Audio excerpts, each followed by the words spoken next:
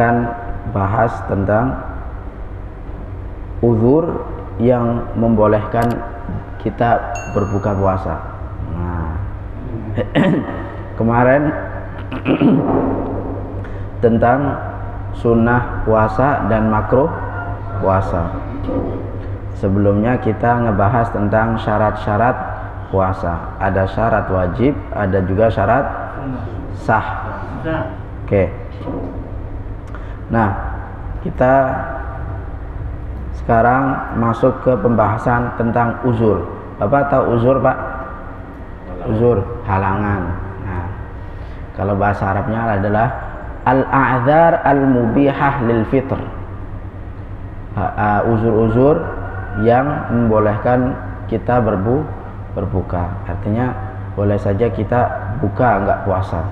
Apa aja? Perhatikan baik-baik. Barangkali Bapak termasuk dalam uzur ini. Yang pertama adalah as-safar.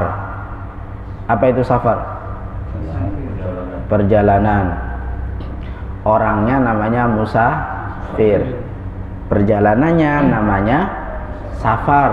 Nah, bedakan ya. Musafir itu orangnya. Kalau safar itu perjalanannya. Nah, apakah setiap perjalanan boleh kita berbuka puasa atau memiliki ketentuan? Nah, jumhur meletakkan ketentuan yang mesti terpenuhi dalam safar ini. Dalam safar. Yang pertama, kalau Bapak memang layak untuk berpuasa ketika perjalanan, pastikan bahwa safar yang Bapak tempuh adalah safar yang qashar. Safar yang apa? Qashar. Artinya di sana ada safar yang qashar, ada yang safar tapi tidak qashar. Safar yang qashar itu kata Syekh Wahbah Az-Zuhaili itu di taksir batasnya dari 89 km. 89 km. 89 itu kalau dari Tegal itu ke Cirebon itu sudah 100. Nah, kalau Bapak dari Tegal ke mana? Ke Cirebon itu sudah boleh qashar. Ya, sudah boleh qashar. Qashar apa? Qashar salat. Nah, ketika itu juga kalau Bapak melaksanakan perjalanan menempuh jaraknya qashar, boleh Bapak berbuka puasa. Karena sudah memiliki kriteria safar dan ada qashar. Oke. Itu jadi harus qashar. Kalau kurang dari qashar nggak boleh. Ya, nggak boleh berbuka. Misalkan dari Jakarta mau pulang kemana? Cikarang. Mana Cikarang 89 kilo? Nggak ada. Ke Karawang? Belum ya.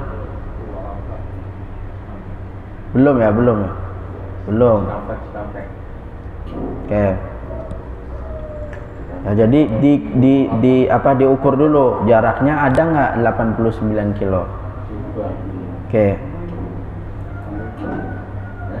Kalau sudah ada 89, nanti Bapak bisa mengambil rukhsah kalau sedang berpuasa boleh berbuka. Sholatnya boleh qashar asalkan 89 km.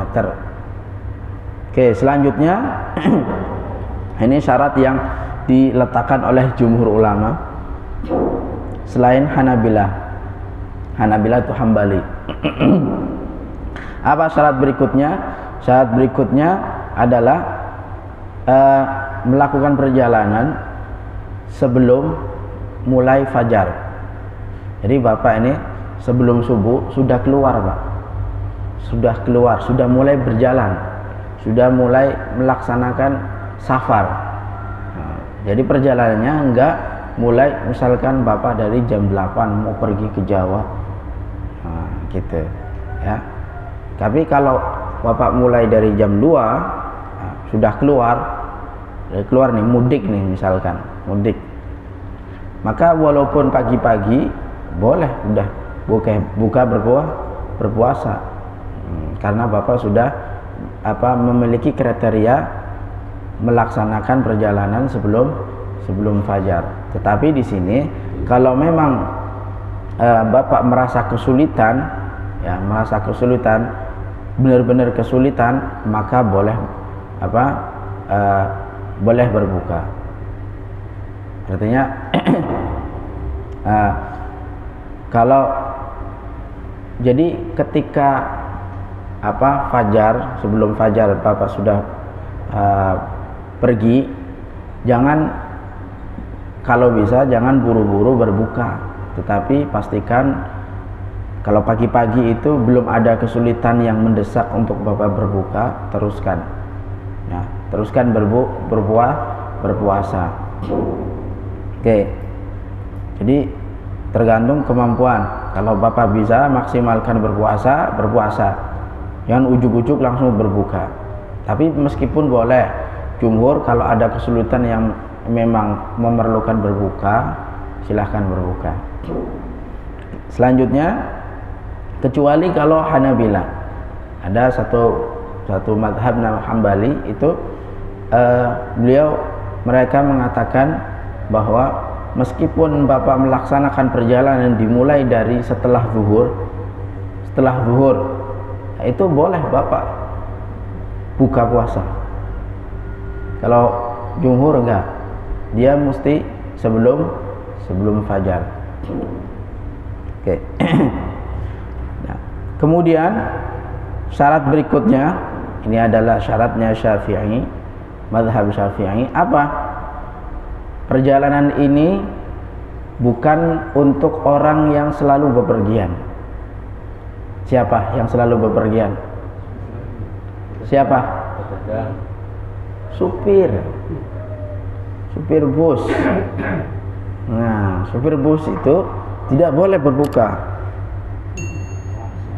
harus puasa. Jangan ujuk saya supir langsung buka, nggak boleh ya, nggak boleh.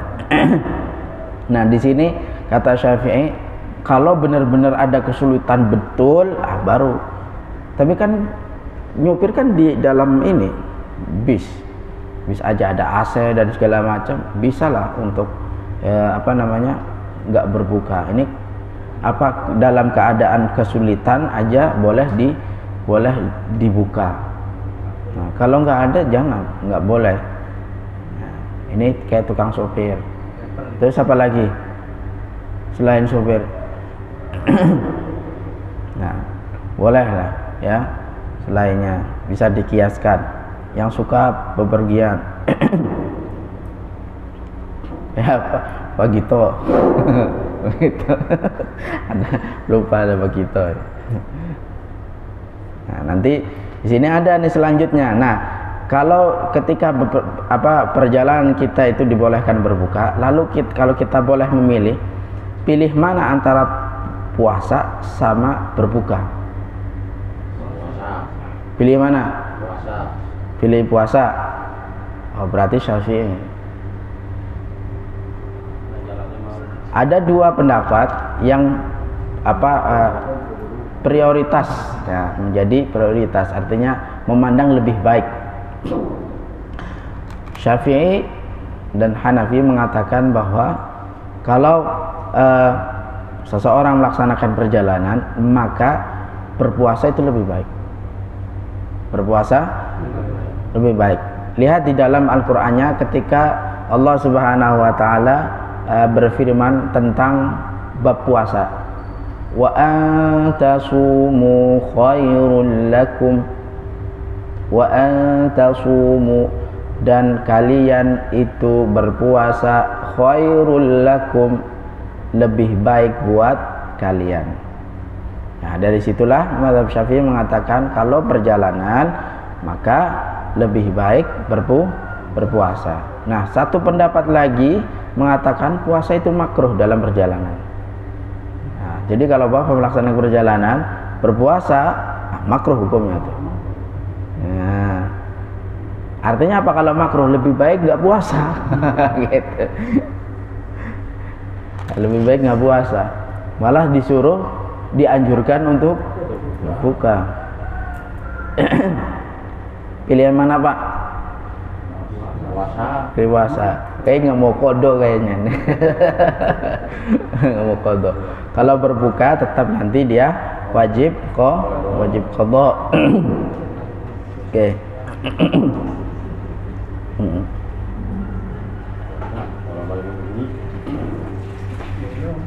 Oke, selanjutnya ini paham nih tentang safar. Ya, ini pertanyaannya boleh ya.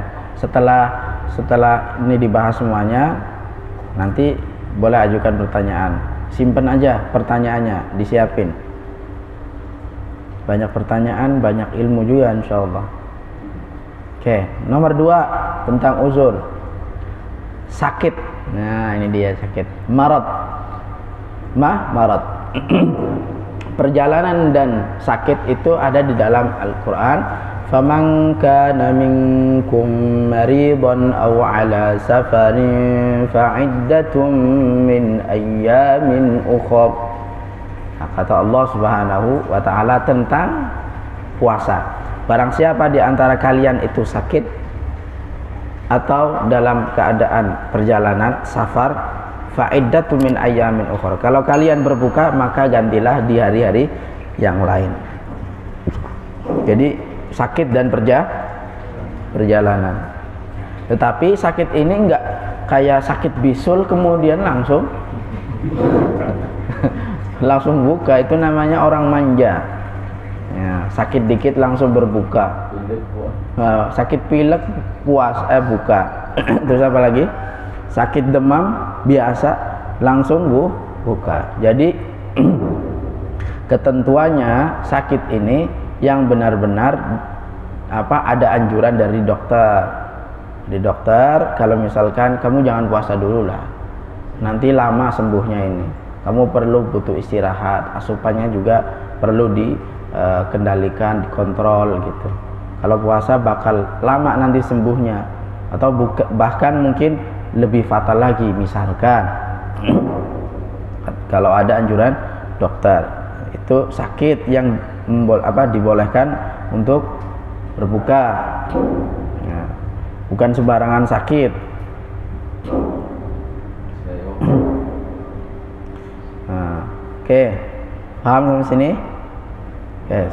Selanjutnya tentang mengandung dan menyusui. Nah, ini kemarin ada pertanyaan yang lebih dahulu ditanyakan. Ternyata ada di sini tentang ibu mengandung dan ibu menyusui. Sekalipun itu anaknya sendiri ataupun orang lain. Kan ada tuh yang profesinya sebagai menyusui. Nah, sekalipun dia itu adalah profesinya, baik itu anaknya sendiri ataupun anak orang lain. Oke. Dan juga mengandung. Nah, mengandung, hamil. Tahu nggak mengandung, Pak? Hamil, Pak. Bapak mah nggak hamil, Pak. Nah, ini ibu mengandung dan menyusui itu boleh berbuka puasa. Apa dalilnya? Qala ta'ala innallaha ta'ala wada'a syatras shalah. Sesungguhnya Allah Subhanahu wa taala itu meletakkan separuh daripada salat, au nisfas salati, setengah salat, was-shauma, dan puasa anil musafir. Nah, jadi di sini Allah Subhanahu wa taala mengabarkan melalui hadis Rasulullah sallallahu alaihi wasallam bahwa Allah itu meringankan separuh salat. Jadi 4 diparuh menjadi 2. 3 diparuh menjadi 1,5. Enggak lah. Ya kan, salat subuh 2 rakaat diringanin setengah jadi Aduh, payah.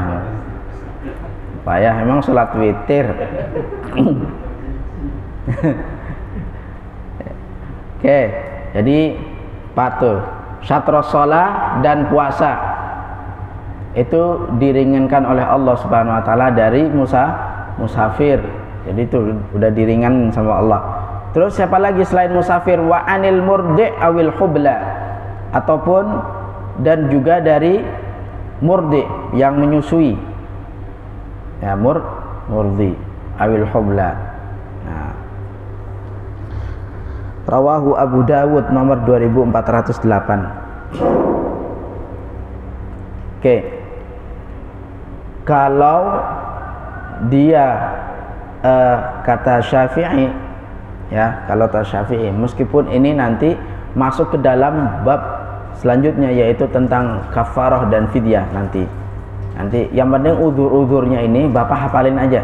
Yang pertama perjalanan, kedua sakit, ketiga dan keempat mengandung dan menyusui. Nah nanti tergantung nanti dia berbukanya karena apa? Karena takut terhadap anak ataupun dirinya, atau hanya kepada anaknya. Nanti termasuk ke dalam yang menjadi efeknya dia ketika membayar qodoknya. Apakah hanya qodok atau ada qodok dan fidyah? Nah, tergantung dia khawatirnya ke siapa. Dicatat, diingat-ingat. Kalau dia takutnya kepada anak, dia akan qodok dan fidyah. Tapi kalau takutnya kepada diri sendiri, dia hanya qodok. Dia hanya qodok. Oke. Paham di sini ya tentang mengandung dan menyusui. Oke. Selanjutnya yang nomor berikutnya yaitu lansia. Lansia. Apa itu? Lanjut usia. Kemarin sempat singgung bahwa lansia itu ada berapa? Ada usianya berapa? Usianya berapa? Kemarin saya jawab,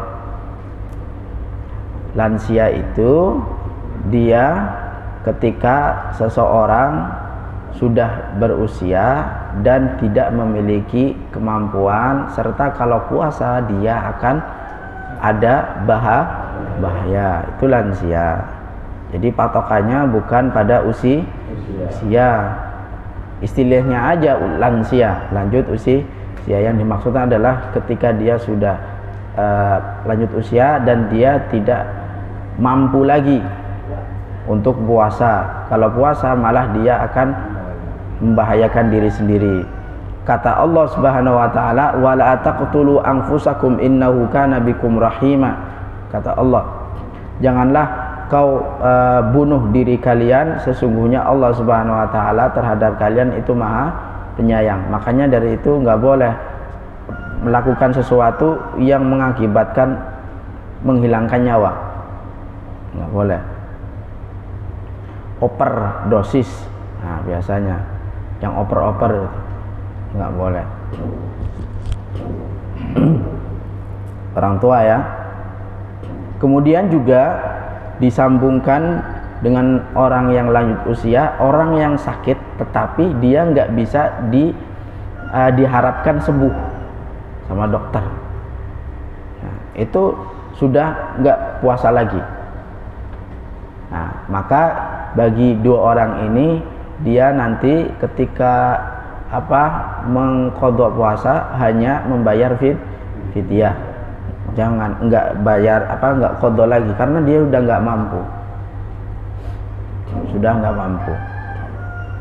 Oke. Sudah, selanjutnya tentang lapar dan haus. Nah, ini. Lapar dan haus. Tapi lapar dan haus yang dahsyat, yang benar-benar darurat, emergensi banget. Nah, itu boleh berbuka. Artinya kalau enggak berbuka karena lapar dan haus, Bapak bisa mencelakakan diri sendiri. Patokannya seperti itu. Jadi ada dampak yang akan dia terima ketika terus melaksanakan puasa. Tapi kalau misalkan manja doang itu nggak diperbolehkan, nggak diindahkan. Nah, harus benar-benar dia ada bahaya di balik itu. Nah, ketika ini ketika orang berbuka puasa karena lapar dan haus, ya, yang mengakibatkan pada penghilangan nyawa, semua jumhur mengatakan dia nanti wajib qadha aja, wajib qadha. Tetapi bagi Malikiyah, mazhab Maliki, dia mesti ada kafarahnya. Ada kafarahnya. Kafarahnya itu ya puasa 2 bulan atau memerdekakan budak atau satu lagi fakir miskin. Itu kafarahnya khusus di mazhab Maliki. Oke, yang terakhir uzur yang boleh berbuka adalah orang terpaksa. Orang yang terpaksa artinya apa? Dia terpaksa, maksudnya ditodong, suruh buka, ya kan? Diancam dibunuh, ya kan? Nah, itu orang boleh berbuka dengan alasan terpaksa. Tetapi bagaimanapun keadaannya dalam mazhab Syafi'i itu tidak membolehkan orang yang terpaksa berbuka. Jadi sekedar diancam misalkan, langsung berbuka tidak boleh. Tidak boleh. Tapi kalau sudah melakukan sebuah pengrusakan terhadap tubuh maka boleh. Karena wala taqtulu anfusakum innahu kana bikum rahima. Paham sampai sini? Ya. Jadi ada di sana perjalanan orang sakit, mengandung dan menyusui, orang tua, lansia, atau juga orang yang sakit tetapi nggak bisa diharapin sembuh. Itu masuk ke dalam sini. Terus selanjutnya lapar dan haus yang mengakibatkan bahaya terhadap tubuh. Kemudian yang terakhir adalah orang terpaksa, mukroh, ikroh. Nah, bahasa Arabnya. Sengaja saya nggak pakai bahasa Arab supaya lebih mudah dipahami ya. Apa Bapak mau pilih pakai bahasa Arab? Bingung nanti. Kalau ini udah enak nih sini. Ya, udah enak. Tinggal Bapak pahami, hafalin langsung. Ya Pak RW tuh mantep, nyatet. Jadi nggak mudah lupa ya Pak. Nah, terus ada ini satu kasus seperti mungkin ya kayak pekerja keras. Nah, ini pekerja keras, kuli bangunan, tukang las, yang berat-berat lah, apalagi tukang pikul, apalagi. Nah, pokoknya dia kategori pekerja keras, boleh nggak dia buka puasa? Boleh. Nah, di sini kan nggak ada uzurnya, boleh berbuka. Dia pekerja keras, alasannya pekerja keras, bukan melaksanakan perjalanan. Boleh nggak? Kata jumhur, dia siapa yang bekerja keras, apapun profesinya, tukang las, tukang sopir ya misalkan ya, yang setiap hari di jalanan, yang panas-panasan gitu mungkin, terus tukang panggul. Nah, itu wajib puasa. Dia wajib sahur. Ini jumhur mengatakan dia tidak boleh berbuka, dia ikut yang lain wajib sahur. Wajib sahur dan wajib puasa. Kalau sahur berarti kan puasa. Nah, dia wajib sahur dan puasa kecuali Hanabilah. Kalau memang dikira nggak kuat, silahkan langsung aja buka puasa. Nah, malah lebih ringan di Hanabilah. Artinya apa? Tapi dia komitmen nanti dia qadha. Ya, komitmen nanti dia qadha. Jangan lalu, tapi kan yang praktek sekarang kan orang pada bekerja keras, nantinya nggak qadha, dia sembarangan aja, buka aja, gitu. Alasannya apa? Saya lagi nyari nafkah. Ya nyari nafkah, puasa juga wajib gitu. Itu hubungannya sama Allah. Tapi biasanya nggak qadha. Gitu. Makanya kalau jumhur itu mengatakan dia tetap puasa, tetap sahur, tetap puasa, tapi kasih ringanan. Kalau memang dia benar-benar nggak kuat, maka kayak tadi tuh ada uzur yang namanya lapar dan haus. Gitu. Boleh di situ. Tetapi syaratnya dia wajib qadha. Nah, wajib qadhanya kapan? Ya udah kalau nggak kerja qadha.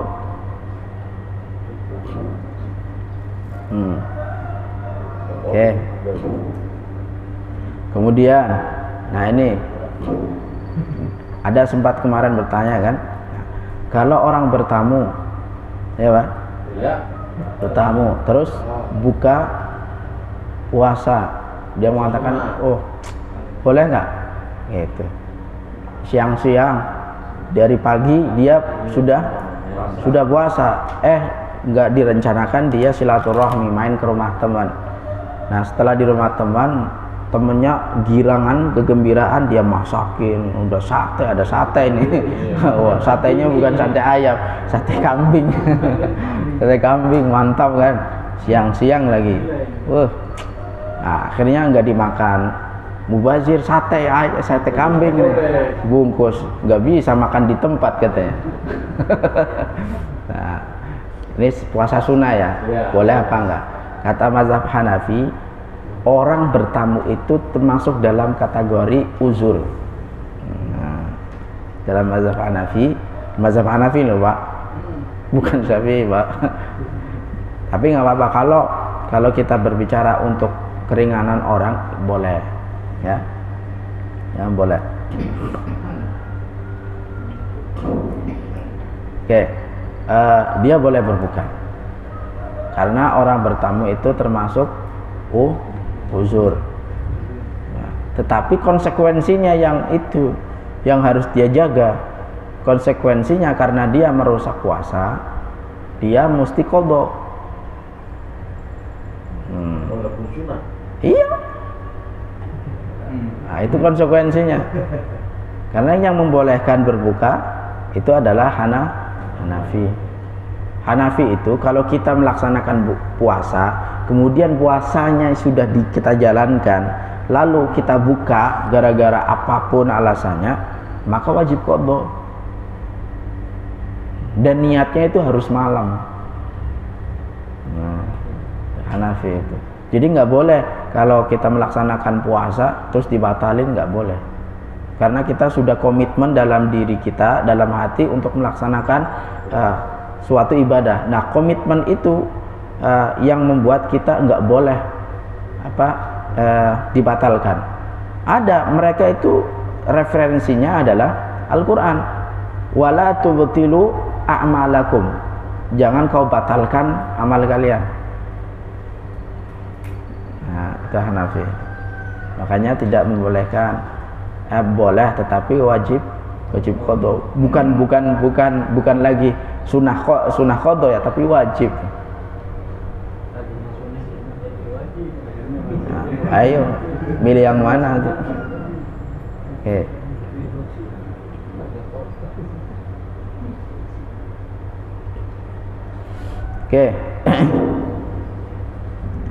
Oke, sampai sini aja yang tema kita pada pagi hari ini.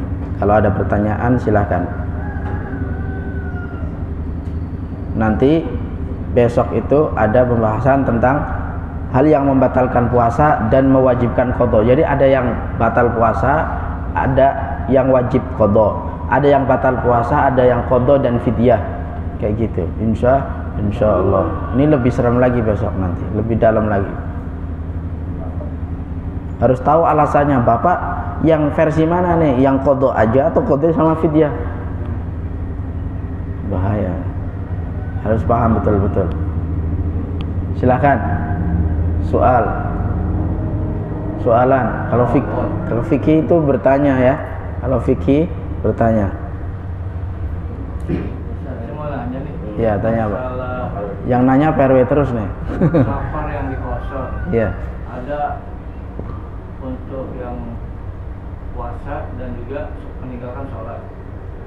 Kalau yang meninggalkan sholat yang boleh kita kosor, itu apakah untuk kita yang pakai menggunakan kendaraan umum atau kendaraan pribadi, apa termasuk salah satunya boleh meninggalkan sholat?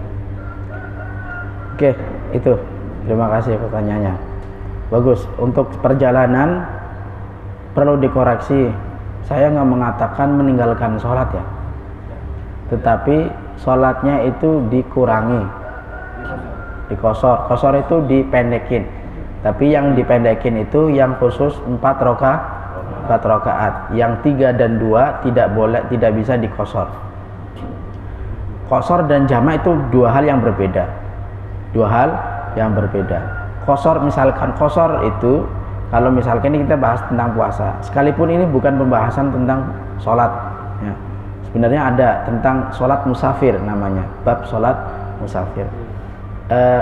Dia itu kalau yang namanya kosor, bapak sholat zuhur hanya sholatnya 2 rakaat, sholat asar nanti sholatnya 2 rakaat, maghrib 3, 4 isya 2, itu namanya sholat kosor. Nah itu kalau bapak memilih hanya kosornya aja. Kalau bapak milih sama jamak, ya itu beda lagi. Ada jamak sempurna, ada jamak kosor.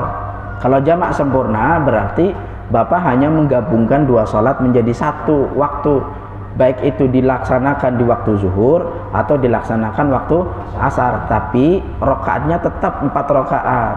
Itu namanya jamak ya. Pilih.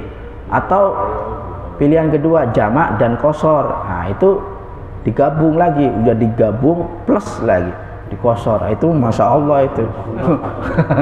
Nah, makanya perhatikan, ada kosor doang, ada jamak doang, ada jamak plus kosor. Pilih yang mana Pak? Pilih yang ketiga pasti.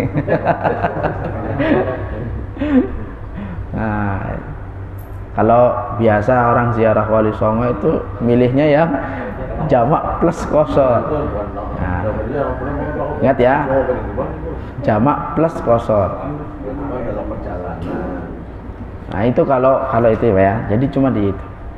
Nah permasalahan tadi belum kejawab nih. Sekarang pakai kendaraan pribadi atau kendaraan umum? Pertanyaan kayak gitu. Ya nggak apa-apa pertanyaan. Di sini itu bebas. Yang penting dia menempuh perjalanan, baik itu kendaraan pribadi ataupun kendaraan umum. Kalau dulu pakainya onta, dulu pakainya keledai, dulu pakai kuda, jalan kaki. Nah sekarang kita sudah ada transportasi yang memudahkan melipat perjalanan. Yang apa kita? Ya, coba bayangin kalau zaman sekarang bapak ke Semarang pakai keledai, ampunan. Ya. Bahkan ke Semarang bapak tempuh perjalanan dengan menggunakan mobil itu akan lebih lama daripada bapak menempuh pakai pesawat. Kan bisa kalau dari sini mak turun di Ahmad Yani. Nah, itu kalau normal itu perjalanan sampai berapa ke Semarang Pak Gito? Dari sini 9 jam. Pesawat cuma 2 jam. Sejam ya? 20 menit Pak. 1 jaman. Oh, 1 jam tuh. Pesawat. Coba. Ayo kalau begitu boleh kosor nggak? Boleh meringan boleh berbuka puasa nggak? Kilometernya lebih. Kilometer secara kriteria, secara uzur dia sudah dapat. Dia sudah dapat, boleh berbuka. Kilometernya lebih. Orangnya lemah berarti. Boleh berbuka, tetapi kembali lagi wa antasumu khairul lakum. Justru malah enak kalau bapak puasa. Ya kan nggak banyak kok qadha. Ya, Pak. Apa lagi, Pak? Bingung. Saya pernah ada masukan dari kawan, jadi seperti perjalanan jauh kan, kalau Solo itu bus itu kan kadang berhenti itu cuma paling setengah jam ya. Jadi kita kalau apa-apa sudah Mepet. mepet. Apa benar katanya kita boleh sholat di tempat duduk nih sambil kita megang apa untuk berwudu megang? Ya boleh. Apa bisa ya? Sholat wajib enggak bisa dilaksanakan di perjalanan, di kendaraan. Ini bab puasa ya, Pak? Dan di dalam kereta, Hah? saya itu dalam kereta tuh. Enggak bisa. Sholat wajib itu dalam kendaraan itu tidak dibenarkan. Kecuali kalau dalam apa sholatnya sholat sunnah. Tapi kalau di pesawat kan itu kalau orang Arab kan itu sholat kan. Kalau pernah saya lihat ya. Sholat apa itu? Wajib ya. Sholat sunnah. Kan Sholat.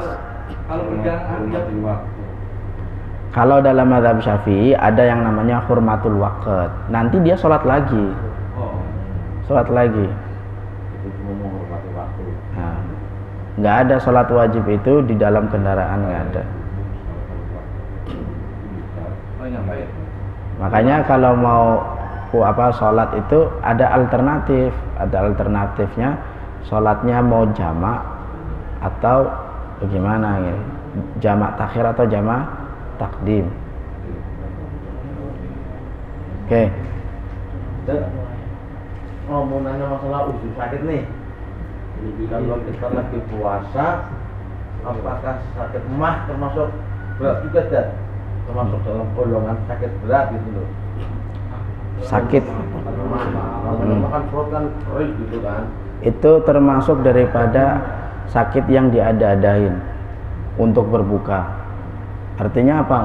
Enggak sampai kepada derajat dia kehilangan sesuatu yang bermanfaat. Ya. Karena enggak orang berpuasa ini malah justru emahnya ini terkontrol sebenarnya. Dan kata orang emah kita biasa kena emah gitu kan. Coba aja orang mah itu puasa sehat ya. Orang punya mah puasa sehat.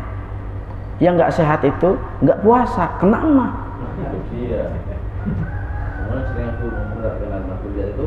Makanya orang pernah bilang, oh saya mau puasa nanti saya kena mah. Itu aja alasan dia nggak mau puasa. Iya itu yang aku juga dengan mata. Sumu tasihu, puasalah insya Allah kamu akan sehat. Sehat, semua penyakit itu memang ada di puasa. Makanya orang dibela-belain artis pengen langsingin puasa. Oke ya, itu ya. Jadi nggak ada alasan, itu bukan alasan itu. Nah ini kan ini berhubungan dengan makhluk terus ya. Kan kemarin masalah makhluk minyak kita bawangnya kan makhluk minyak. Nah, ini kalau kita hubungannya dengan penyakit perut atau apa kan, kalau siang kadang kan kita mulutnya. Nah kita pakai minyak angin atau apa kan, kebanyakan kadang kita daripada membuka lebih bagus kan kita Olesi minyak nah ini. itu bagaimana? Itu makruh. Karena memang setelah zuhur emang itu semuanya bereaksi semuanya bereaksi. Karena kalau ini ya, bedakan antara minyak wangi dengan yang untuk sekedar obat ya, obat luar. Kalau obat luar dia mengeluarkan aroma. Kalau minyak wangi itu nggak ada sebab.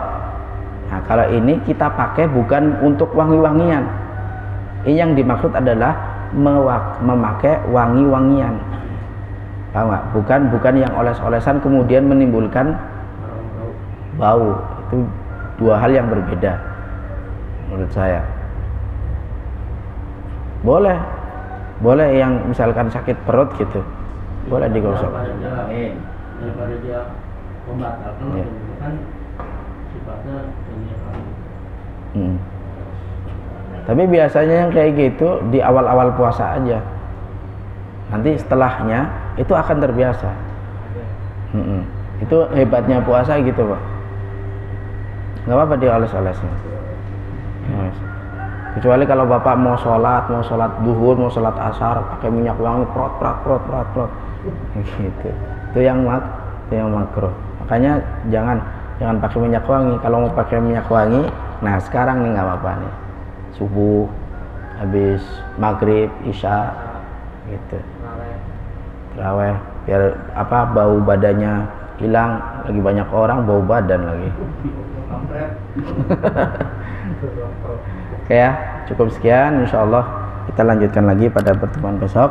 Allahumma anfa'na bima 'allamtana wa 'allimna ma yanfa'una wa zidna 'ilman nafi'an warzuqna 'amalan shalihan fid dini wad dunya wal akhirah. Sallallahu ala sayyidina Muhammad wa ala alihi wa sahbihi wa sallam. Walhamdulillahi rabbil alamin. Assalamualaikum warahmatullahi wabarakatuh. Waalaikumsalam.